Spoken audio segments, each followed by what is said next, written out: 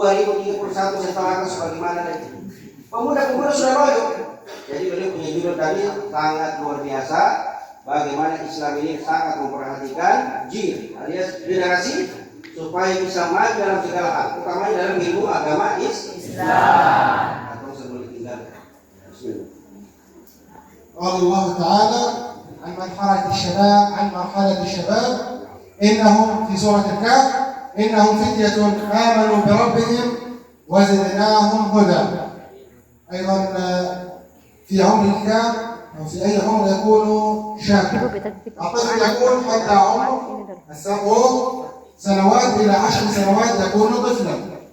ثم عندما يبلغ من 14 عاما حتى 18 عاما يكون هنا في مرحلة تسمى البلوغ الشباب. عندما يصل هذه المرحلة تبدأ عليه عداد الحسنات والسيئات.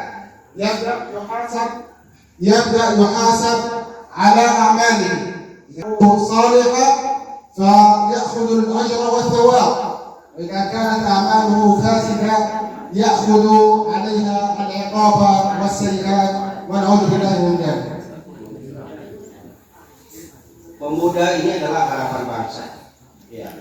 Sama dengan Indonesia, sama dengan di Palestina.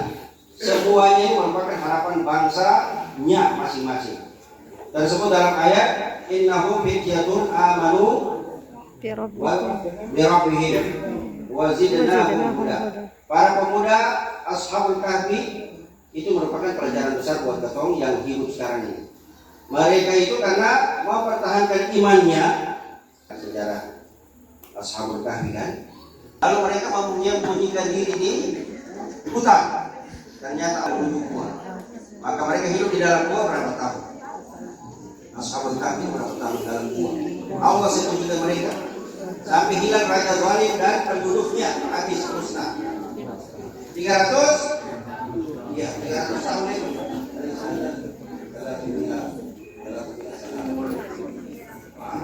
309 tahun. Allah sembunyikan mereka karena mereka menjaga iman. Ya, itu perlu ketong hafal. Begitulah pemuda-pemuda yang Allah jaga. Kalau mempertahankan iman, maka dia akan selamat di dunia, selamat juga di akhirat. Ini contoh dari perjalanan Ashabul Kahfi tadi. Karena mereka menjaga imannya, tidak mau terkontaminasi dengan keadaan pada masa itu. Karena kehidupan waktu itu sudah amburadul lagi. Tapi mereka semua ikut model masa itu. Mereka ingin melakukan apa yang diperintahkan oleh Allah saja, tidak mau yang mungkarat atau yang tidak baik yang sudah berlangsung saat ini. Nah, beliau menyatakan tadi ada umur mulai dari 10 tahun sampai ke 17-18. Inilah umur pemuda yang kalau tidak terdidik dengan iman Islam, maka mereka akan melakukan hal-hal yang tidak terkontrol. Ya, sehingga kelakuan mereka tidak sama dengan apa yang diharapkan oleh Rasulullah SAW. Ya, sehingga apa saja yang datang terima, mereka akan rusak dengan keadaan ini.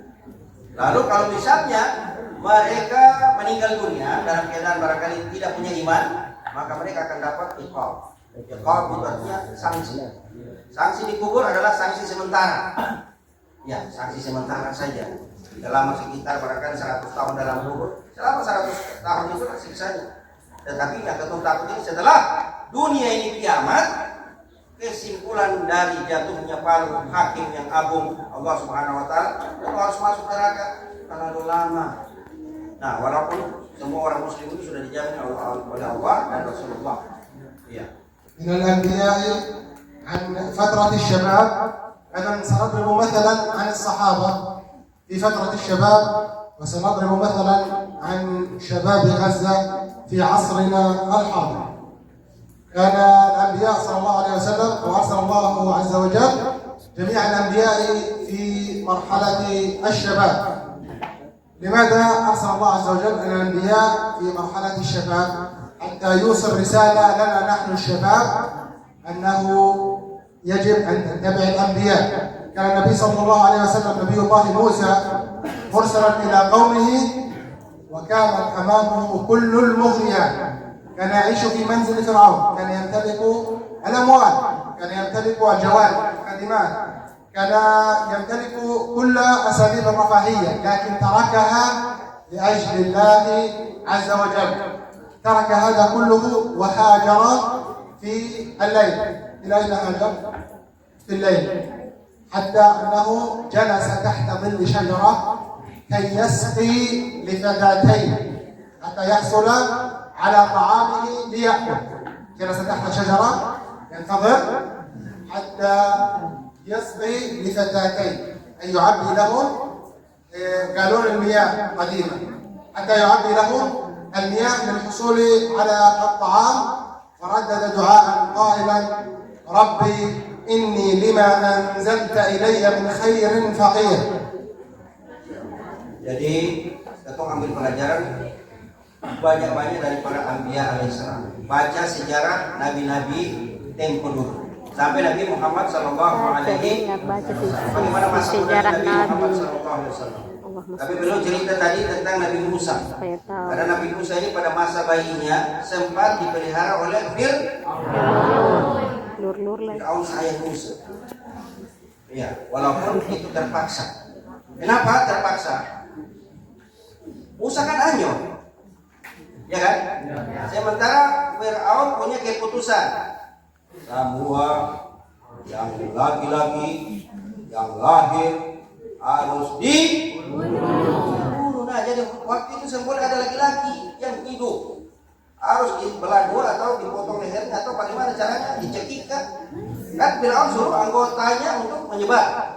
Wah, ada wanita hamil di sana, ketung jaga. Kapan?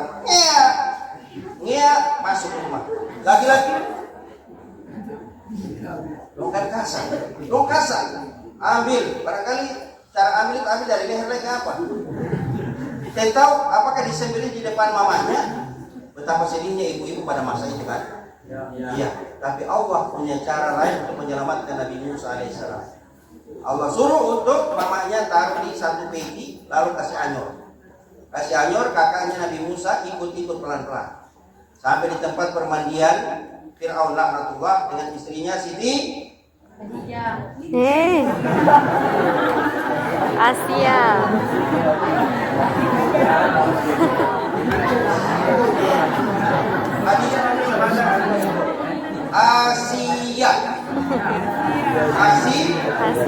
Ada anandaku nama Asia di belakang. Asia. Oke. Kalau saya ada, makanya waktu saya mau nikah, saya cari wanita yang paling setengah mati. Karena harus namanya Siti Asia. Tapi yang saya dapat Nur Asia. Ya, tidak apa-apa. Sudah menemani beta sekian puluh tahun. Lanjut cerita. Maka Siti Asia mengambilnya dan mengatakan kepada Fir'aun laknatullah. Yang mau siapa apa dia? Nah, bahasa Ambon. Yang mau siapa apa dia? Walaupun pasti ada tuan. Atau jadikan dia sebagai anak kita. Ya, karena Fir'aun itu anak banyak. Ya kan? Saya usah ceritakan di sini. Tapi untuk Siti Asia tidak punya anak.